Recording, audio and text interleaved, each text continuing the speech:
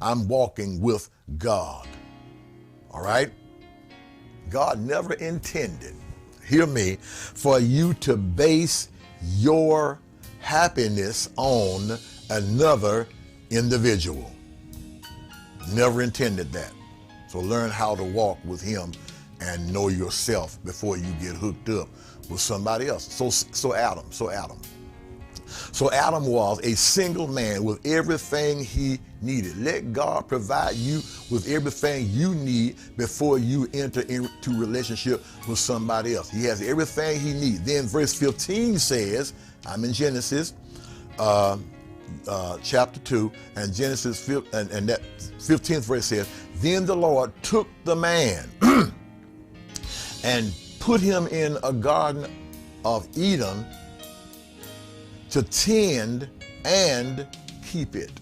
Now look at what God does with this single man that he puts in the garden and provides for him everything that he needs. The first thing I want you to note that God gives Adam an assignment. All right, everybody say assignment. Assignment. All right, and when you look at the verse that I just read in verse number 15, note that the word tend, when he says he put him in the garden to tend it, means that he put him there to work. Hear me, stay with me now. He put him there to work. Stay with me. Gather your family around. He put him there to work. And then when it says, not only did he put him there to work, but then he says to keep it. Now, to keep it means to protect it.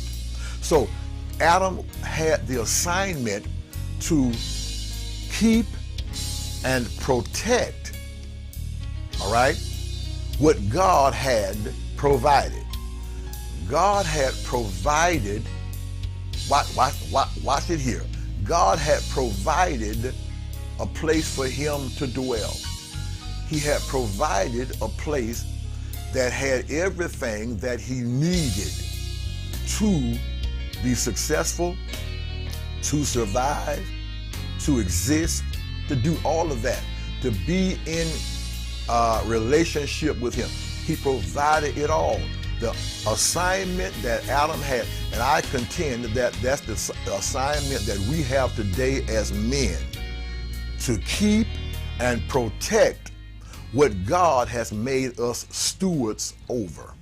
Whatever God puts in your life, whoever God put in your life, it is your assignment, your divine, your godly, your heavenly assignment to keep it and to protect it. Now, don't take that for granted and don't take it lightly, because I'm going to dwell on that for a while, because it needs to be said and something needs to be learned about this, your assignment.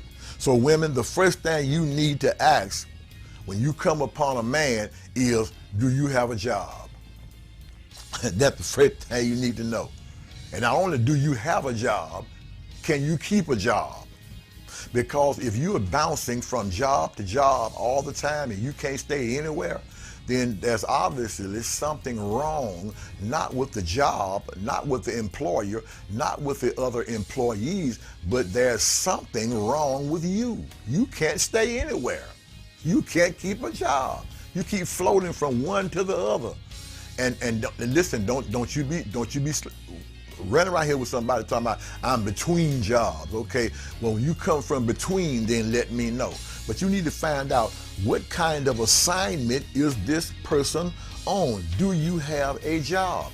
And then you got to watch, you got to observe, you got to discern, okay, do you have a job? Not only are you working, but how are you protecting? What things are you protecting? Okay? Does he really think that it's his job to protect what God has given? As a single man, as a man. See, because it's hard to be prepared to be a family man, a husband, or a father if you've not developed the traits and the qualities before marriage. It's difficult. If you have not learn how to be a keeper is difficult after you become responsible as a husband. If you've not developed the traits in your life to be a protector, hear me. Don't listen. I know this is not your exciting message, and you want to get excited, you want to run around, but listen, I'm trying to help you today. I'm trying to hope you, as my grandmama would say. I'm trying to hope you. He has to help. What is he protecting? What kind of values does he have? What is he protecting? What is meaningful to him enough to the point that he has to protect it at all costs? So God gives him an assignment. But not only did God give him an assignment, look in Genesis chapter 2, verses 16 and 17, you will see where God gave him boundaries. Okay, gave him boundaries. Verse 16 says, and the Lord commanded the man, saying, of every tree of the garden you may freely eat. 17, but of the tree of the knowledge of good and evil you shall not eat. For in the day that you eat of it, you shall surely die. Okay? God gives him boundaries. All right? If you want to see God working in your life, if you want to see God blessing you, if you want to if you want to see God moving you forward in life and moving you up and you advancing in life, you must learn how to respect the boundaries that God has placed in your life. Everybody has boundaries. But here's the problem in the 21st century. People don't like boundaries. They don't like being told what to do, what not to do. In fact, you hear people all the time hollering about it. You can't tell me nothing. Don't tell me what to do. Even on the job where they're paying you. Now they're paying. Listen, you get paid to do what somebody tell you to do. You get paid to follow instructions. But there are people now with the attitude, I don't want nobody to tell me nothing. It's wide open. Nobody wants any boundaries. Nobody wants to be constrained. Nobody wants to be contained. Everybody just want to run wild and do what they want to do because they have rights. But God gives Adam here, and just like the assignment to keep and protect is extended on throughout time, even till today, the boundaries that God set, they are still in play on today. There are boundaries. There are boundaries about everything.